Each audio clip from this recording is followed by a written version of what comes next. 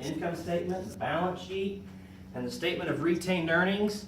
And the last one, the statement of cash flows. We're going to hit the big points of it. Why do we even have it? What goes on it? And then looking at the layout, how it's laid out, kind of like how we did the income statement and balance sheet. We showed the layout of it. And then we're going to do 2 of the 4 examples that were in Blackboard in the Excel document. We'll get to 2 of them today, we should. But to start off with the kind of to explain, and this is not really explaining a whole lot yet, but this, I would like you to be able to answer this question here as an introduction to the statement of cash flows. If given this income statement, I have revenue, like bringing in money, $10,000, and then I'm paying money out for these different expenses, assumingly. So I'm left with $1,000 left. But yet my T account for cash says I have $5,000. How could that possibly be? If this is the first year I was in business and my net incomes after bringing in money, that's usually how you get money, and paying it out, how could I have a net income of $1,000 but yet $5,000 in cash? Let's think of some examples. What are some examples where cash doesn't necessarily reflect my income? Are there any other ways maybe to get cash besides doing a job, doing your business?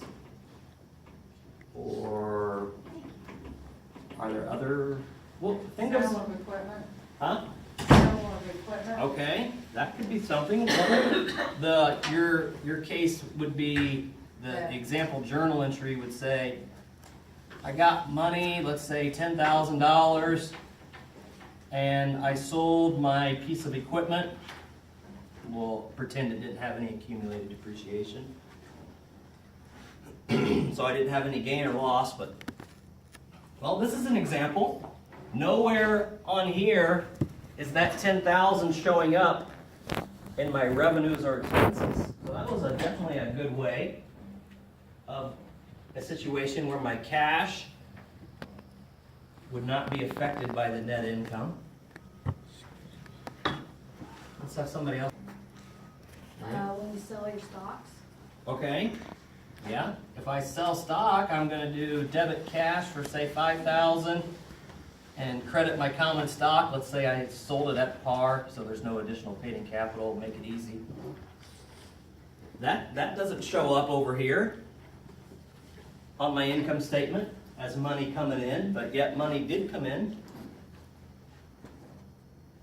Let's go with one more, and then I'll show a couple examples as well.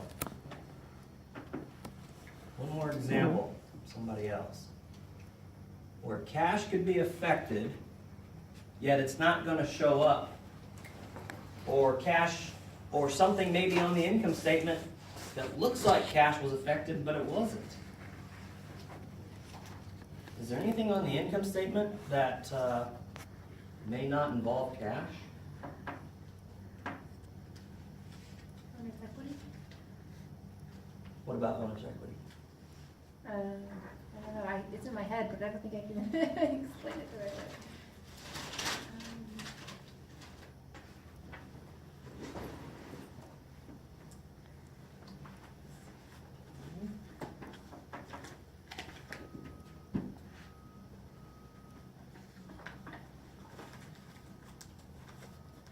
Maybe dividends?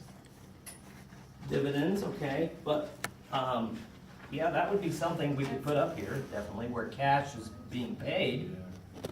That doesn't involve the owner's equity. What about something like this? What about AR, having somebody pay on account, they're going to pay me later? Does that $10,000 necessarily mean I've made and I've brought in $10,000? It doesn't. That just tells me I earned it. if I have some of that money in accounts receivable, that's cash that I don't have, that it looks like I have. When you think revenue, you think, oh, that means I got cash. Not necessarily. What about depreciation?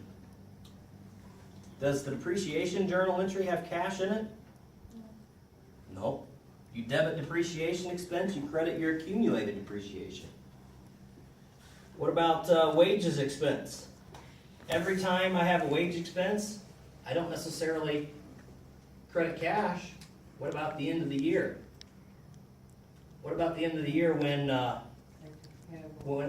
haven't paid my workers yet? Just because I have an expense doesn't mean cash was paid. So instead of me writing it out, it's just easier if I show you the typed version. It's neater. So the whole purpose is saying, okay, well, the net income kind of gives me an idea of what's happening with cash. I can kind of get a basic idea. Yeah, I probably spent some money here and here and here. But it doesn't tell me the whole picture. The statement of cash flows is since cash is king in a business, we've got to know how our company spends cash. And the income statement does a decent job, but doesn't necessarily, by any means, cover it all. So the net income is going to be our starting point, as we'll see in a little bit. But it definitely doesn't tell us everything. And that's the whole purpose of doing this. Where is the cash going? Or coming in? I want to know.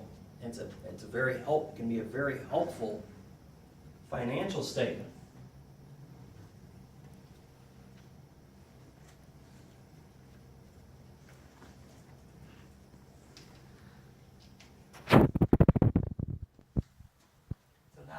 I should probably add it to our statement here about how a company spends, or I should put, or receives its cash. Because we can get cash, obviously, these ways, and I want to know every way that I got cash. And then here are some other couple transactions, and we did these. I just made up a couple, but these are the ones that we kind of showed on the board. Things that net income doesn't hit on. If I buy equipment, like we said here, well, this was just selling equipment, but just the opposite. If I bought equipment, that's a payment of cash. Nowhere over here will I ever have equipment expense, showing I paid money to buy that equipment. But it's something that will show up on my statement of cash flows. Or like number 3, what I talked about, the depreciation. I didn't pay anybody $2,000 for this depreciation. That's simply me just getting rid of my equipment a little bit in cost.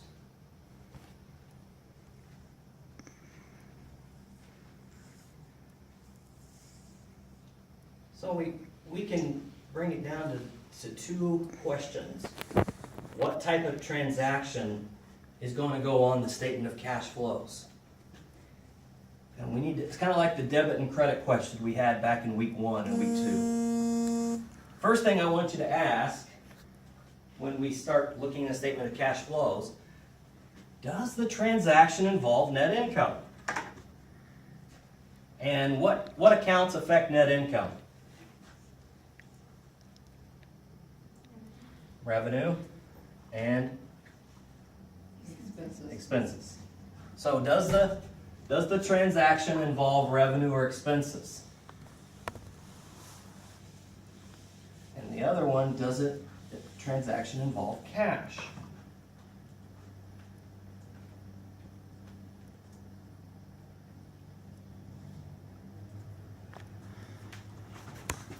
And then I give you the answer key then. If you answer yes to one of these, that's the type of transaction that's going to go on the statement of cash flows. Something like maybe like this. I got money because my customer paid me.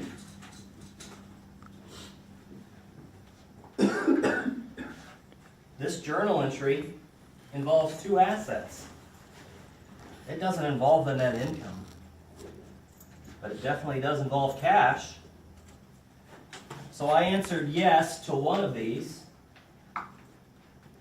This would be an example of something that needs to go on my statement of cash flows.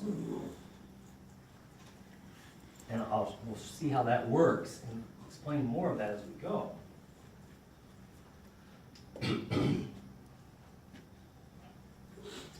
Another example to help illustrate this would be I bought supplies. Let's say I just expensed it right away for $2,000, and I'm going to pay off my whoever it was later. The transaction did involve net income because I had an expense. So it looks like I paid money, but in reality I didn't. Not yet anyway.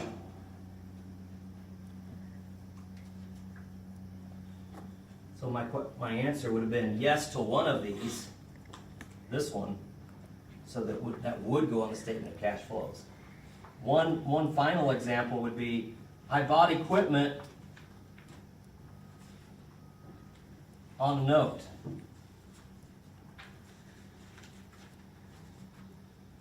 Asset, liability, neither of those affect net income. Neither of them affected cash. So I answered no to both of them. This doesn't affect net income, so it doesn't look like I spent money, and I really didn't spend money. So there's no reason to put it on the statement of cash flows. This one looked like I spent money, but I didn't. This one doesn't show me that I got money, but I did. And I'm looking at the income statement. So, Kevin, would it be safe to say that any of the liabilities are going to go on your statement of cash flows? Any of your payables? Yeah. Yep. Mm-hmm. Yep, we're going to see that. Yep. That's okay to say. So, what do we need to complete the statement of cash flows? Got to have these three things. We got to have 2 years of our balance sheet records, the last 2 years, because we have to compare them.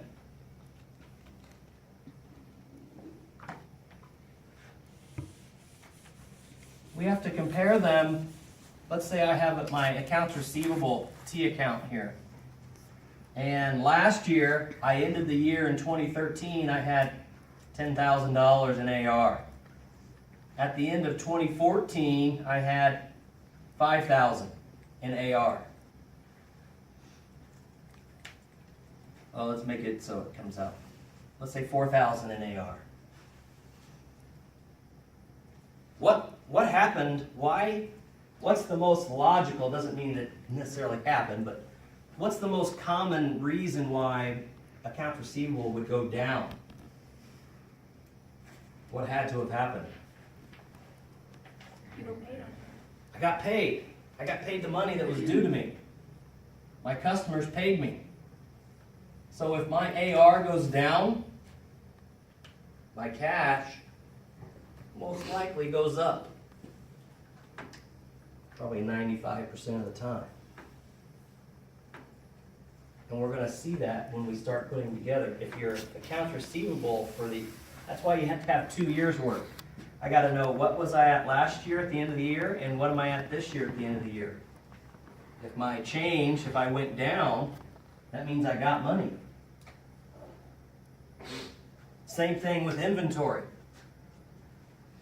If my inventory for the year started at 5,000 at the end of 2013, and at the end of 2014, I was at let's say this time it went up. Just the opposite of what this happened. So this asset account went down. This asset account went up. What's one of the main reasons why my inventory would go up? What did I do? You bought more? I bought more inventory. Yeah, and one of the ways you buy inventory is when you pay money. So when your asset goes up, you lose money. Same here. If your asset, if AR goes up from 10 to 12,000, that's $2,000 that I don't have that I thought I did. I thought I had, back up to this example. When I see revenue of 10,000, it seems to me that I have 10,000 in my hands too, cash. Not necessarily, because my AR went up for the year.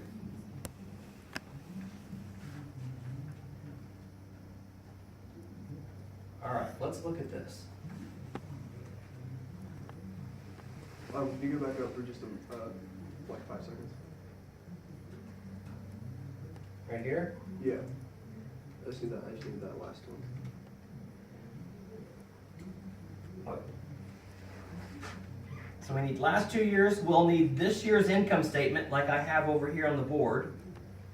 Definitely need this year's income statement to tell me what's my starting values. And then the last thing here, any additional notes. If something happened like equipment was purchased with a note instead of with cash, I need to be told that. I need to know how the equipment was bought. And we'll see some of those notes in a little bit.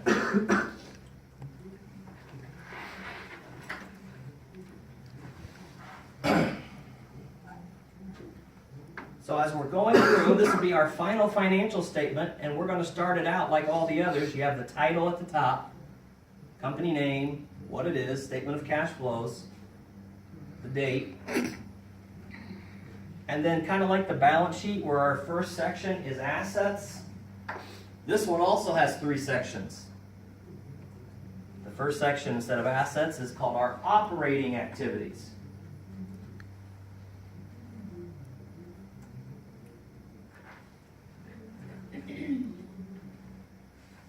And say like the balance sheet, you always start with cash. With the statement of cash flows, the first thing right below our operating, we start with our base number. I call it our base.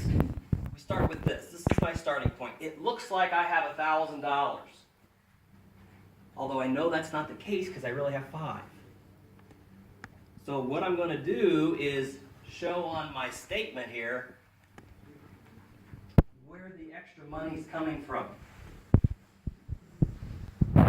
So I start out with 1,000. That's my base starting point. And then I'm going to start looking at what are some reasons why the net income isn't telling me the whole story.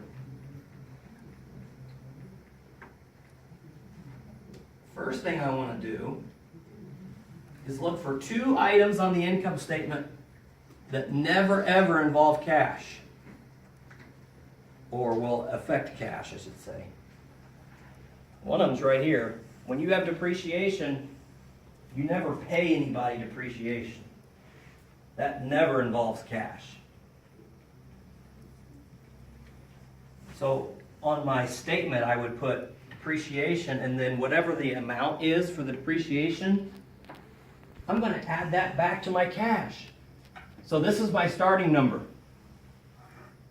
If I pretend that this wasn't here, what's that going to do to my net income if I pretend that's not there? Because it didn't involve cash, and that's all I'm worried about right now. Increasing. Yeah, it's going to increase. Very good, Ann.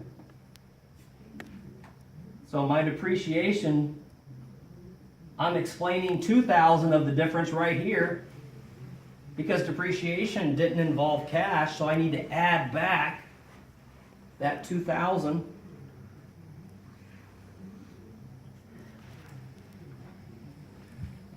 And then if you have a gain or a loss, remember back a few, probably 5 or 6 weeks now, but if we had, let's say I had cash of 4,000 and I got rid of a piece of equipment worth 5, so therefore I had a loss on disposal of 1,000. That loss goes on my income statement. And it shows up as a negative to my income. But I didn't really lose an additional 1,000. I didn't get 4 and then lose another 1,000. That's just telling me that the difference between my book value, 5, and what I got, there was 1,000 difference. But in no way did that show that I actually lost another $1,000. So whenever we see a loss on the income statement, we're always going to add that back too. Or if there's a gain, somebody didn't pay me extra money, the gain takes away from my cash, from my starting point. After we've done those two items on the income statement, then we start looking at current assets.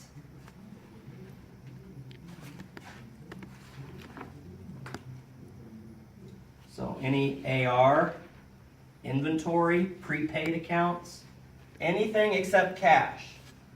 Cash is the whole focus of this entire statement. I'm going to do cash at the very bottom. So remember my example here. If a current asset that decreases, like it did here, if my current asset goes down, why? Because I got money. My journal entry to solve it would have been cash of $6,000, credit the AR for $6,000. If my AR goes down, that means I got cash. So whenever we see a decrease on any of our assets, we're getting cash, or we're saving money.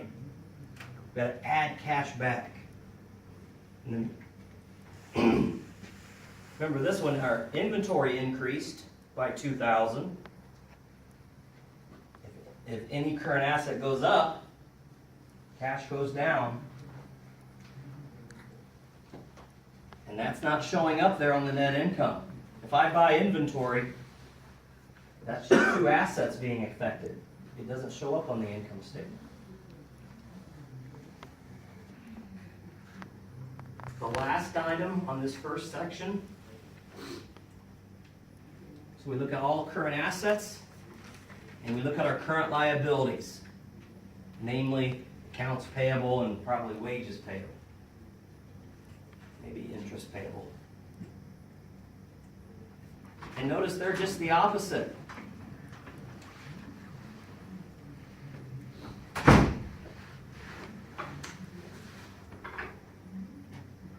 Let's look at a T account to help visualize it. If a liability goes from $5,000 at the beginning of the year down to $3,000, what's a most typical explanation of why my account balance went down for the year? What did I do? You paid them. I paid it. So if my liability goes down, I paid money. A negative to cash.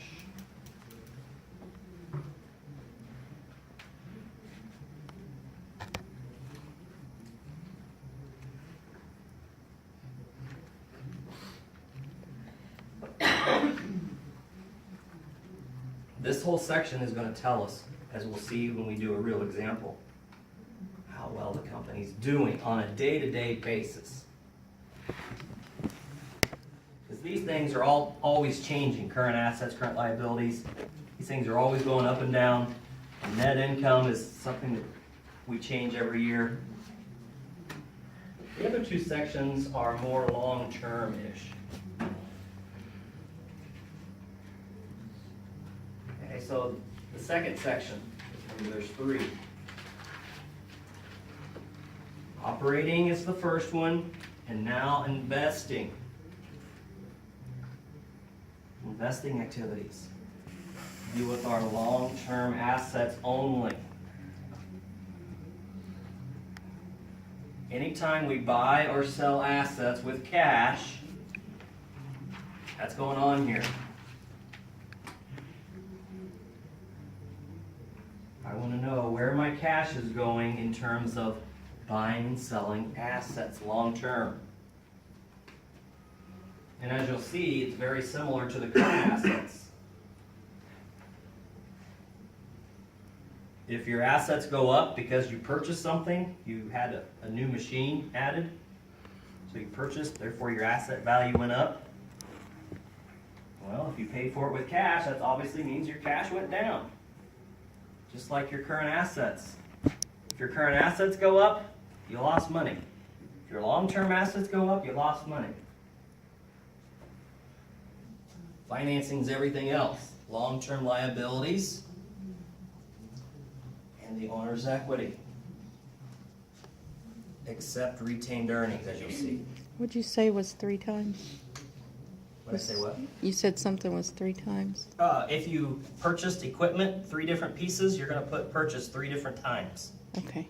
So not just one lump sum, we're gonna do it 3 times.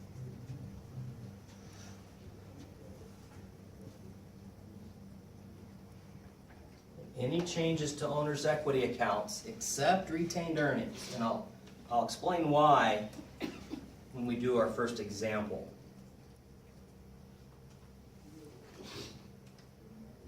And owner's equity would also include any dividend payments. Even though they don't show up on the balance sheet, I can't forget them. So owner's equity, including your dividend payments. And these guys are all treated like we did current liabilities. If your amount increases, that means you're saving cash temporarily. Except dividends, which is the contra account. It's contra, so it's opposite. Therefore, it's opposite on here too.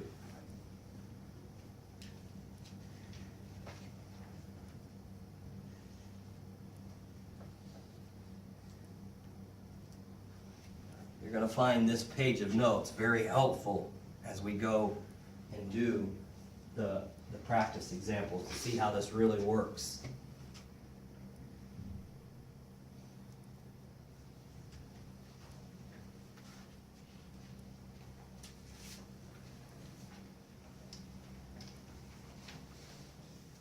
So once you finish the financing, now we get to the last part, where we sum everything together. It's kind of like doing assets equals liabilities plus owner's equity. This is our checkpoint. You take your, because remember we skipped cash at the very beginning. I said all current assets except cash. Now we do cash. Whatever cash started with, plus the totals of each 3 sections,